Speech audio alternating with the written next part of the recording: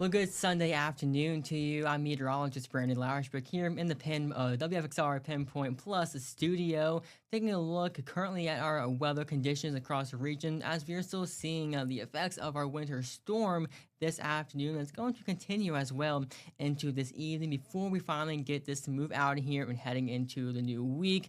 We'll see cold temperatures, and that's going to keep the snow and the ice that's been around for some time as well. Seeing mostly sleet right now across the region. Here's current radar. Seeing some breaks in the sleet that's falling. I know it's blue on the current radar coloration, but we have warmer air aloft in the atmosphere, and that's helping the snow to fall, melt into sleet ice pellets, and that's what's falling down at a good rate in some spots as well. Seeing more of a dark blue coloration. That's more of that heavier sleet that's kind of falling, but we're seeing some spots again with some dry air, like near Buchanan on the I-81 corridor there, another dry spot just south of I-81 there, just north of Floyd. To the south, seeing more of a lull in activity down towards south side, mostly dry in Halifax County from what's falling from the sky. And then as you go further south into North Carolina, seeing a little bit more of a low as some of that drier air moves in. However, the overall impact from the storm isn't quite done just yet, as we still have some more moisture that's going to be arriving from the southwest with our main front. That's going to bring more moisture in and some freezing rain potential as warmer air continues to surge in the upper levels. That's going to help that snow to fall, melt into rain, and then potentially freeze upon impact on the ground as well. Looking at what we've seen so far hit the ground, seeing about some reports of 3 inches of snow across portions near and north of 460. One of the higher reports near Lynchburg here is a 3.5 as of this morning of some snow. Saw one report of 6 inches near Lynchburg of sleet and snow mixed together from earlier this morning. Also starting to see the icy impacts, the icy reports coming in, some sleet, about an inch of sleet being reported on top of the 3 inches here in Roanoke. Seeing another report of some sleet, about 2.5 inches of snow and sleet mixed together just south of Roanoke City. Down towards the south, we are starting to see some reports of some freezing rain move in. So here's some freezing rain being reported into portions of Carroll County. So the freezing rain will begin to increase its potential into this evening. Across our viewing area right now, look at some of our cameras. I'll take you full so you can go ahead and see it. There we go. Here's our view from Poor Mountain. Really just stuck in the clouds. You see the trees there kind of blowing in the wind. The sleet's kind of falling here and there. Our view from the zoo across the Roanoke Valley, you can see that snow and sleet really has accumulated on the ground there over some of the parks and on the river, as we're seeing those cloud ceilings lower, so some lowered visibilities too. We're seeing visibilities about half a mile, a mile and a half. So on top of the treacherous roads, visibilities are dropping too. Here's a view from Thaxton Mountain in Bedford County. We're seeing some potentially droplets on the camera lens, maybe freezing too. A good coating of snow and sleet on the ground currently. In Buchanan, we got a good cover of that snow and sleet mix across the farm there from the Shedding Your Story Buchanan camera. The flag kind of waving in the breeze. So a little bit breezy at times as well.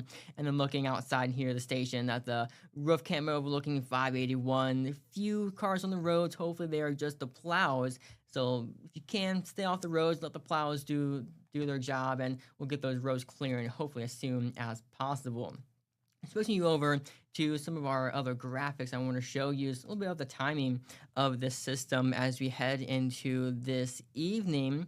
We'll see again mainly that sleet and maybe some snowflakes kind of still mixing in, but mainly sleet over the next couple of hours. Then the freezing rain will begin to move in. Notice the bars, though, they do get lower towards the late evening hours. That's when we'll see the back edge of the system finally kind of moving its way out of here. And thankfully, turning a little bit quicker. So by 9, 10, 11, things will be clearing out of here from west to east as you head towards tonight. Again, we are seeing that sleet currently because we have that warm air aloft a couple thousand feet above our heads. But towards this evening, that warmer air continues to surge in. So that warm layer gets a little bit thicker, allowing for those sleet pellets to melt even more to regular raindrops, but we're still below freezing at the ground level, allowing for it to refreeze as well. There's some good pictures across the region. Here's a view from Galax earlier this morning of snow and sleet covering the yard. Here's a Zach's picture from Roanoke. He got nice cover of snow on top of those patio chairs. Good coveration or good cover of and snow across the road, and Rocky Mount from Cara here. Not seeing any pavement under that snow. Power lines there from this morning, they're okay, but as that freezing rain potential increases, we could see that ice accumulation on those power lines or branches that could increase the risk for some power outages later today as well. Nice picture of the homestead here in Hot Springs. I see the sleet and snow kind of falling there, making the skies look very overcast and dreary as well. Another good picture of some snowfall there in Rocky Mountain covering the yard, and kind of see it kind of up on the fence there in the left side of that picture. Another cool view from the New River and Draper in the New River Valley, seeing what looks like what is ice there floating on the river too. So it's definitely very cold out there. Temperatures are in the teens. We're at 15 degrees in Roanoke. It was 12 degrees earlier, so we warmed a couple degrees, but no matter how you cut it, it's cold. It feels like 10 in Roanoke, feels like 11 in Lynchburg, 15 in Hot Springs, feels like 1. Look to the west, though. Whitfield, a little bit warmer, 19 degrees, and Galax coming in at 27 degrees. So we're seeing that bit of that wedge of cool, cold air up against the mountains across our region, and we'll likely see a bit of a warming trend as we go towards tonight. More on that in a second. Here's our temperatures a couple thousand feet above our heads, so we're above freezing in Roanoke, near 50 or so, down towards North Carolina. That's that warmer air loft that's moving in. As it continues to surge northward, we'll see that transition to some of that freezing rain. So we still have that winter storm warning across our entire viewing area. We've seen the accumulating snow. Now we're seeing that sleet, and then that freezing rain potential increases this evening on the tail end of this event. Snowfall totals, I think we're more so on the lower side for the highlands there. We've seen about 3 to 4 inches reports. Saw some 3 and 4 inches across the 460 corridor, and 1 to 3 down towards south side. We've seen most of the accumulating snowfall already. What's left is going to be that sleet accumulation, then the ice from the freezing rain. Ice impacts look to be greatest this evening along to the south of 460, with moderate impacts there. The southern Blue Ridge, the crest there, may see some locally higher amounts of ice accumulation, some major impacts or possibility there. And then the more north you go towards the highlands, a little bit of a lower impact outside of the western hills and those higher elevations back into West Virginia. Ice totals, what we could potentially see with the freezing rain, about 1/10 of an inch or a little bit greater to the north, 1/4 of an inch or up to 1/2 an inch south of 460, and some locally higher amounts could be possible across the southern Blue Ridge and the crest there of some of those ridges. Big picture, we have that sleet moving across our region now, but we have 2 areas of low pressure. The one on the left, on the western side, that is our main front that's going to be moving through. Also, notice down towards the south, Alabama, Florida, there's actually a tornado watch in effect. So this is a very dynamic system. Winter weather to the north, a lot of heavy snowfall across the New England, Pennsylvania. We have our sleet here, some rain across portions of Tennessee and northern Alabama, decent icing back towards Mississippi, and then severe storms are possible with the system to the south as the front moves through, taps in that Gulf moisture.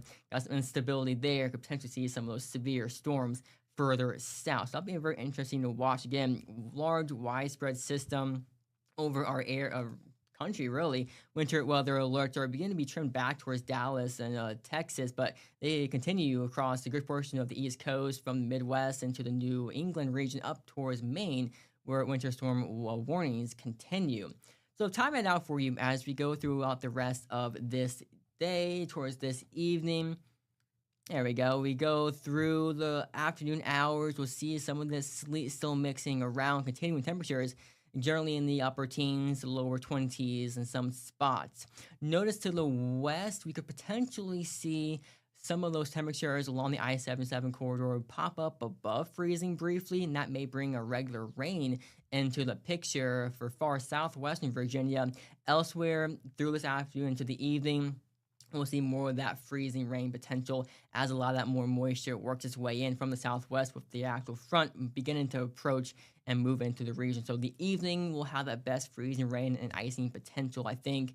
As we go into the late evening hours, the back edge will begin to move in. So clearing things out here of anything falling from the sky from west to east into the late evening hours around 7, 8, 9 o'clock. By 10 o'clock or so, or shortly thereafter, most of the heavier stuff will be moved out of here and move off into the east. And then we'll be left with some upslope snow showers for the western hills, maybe some flurries across the Blue Ridge into the day on Monday, but it's going to be cold. And then the winds, they will pick up for Monday afternoon with temperatures in the lower to mid 20s.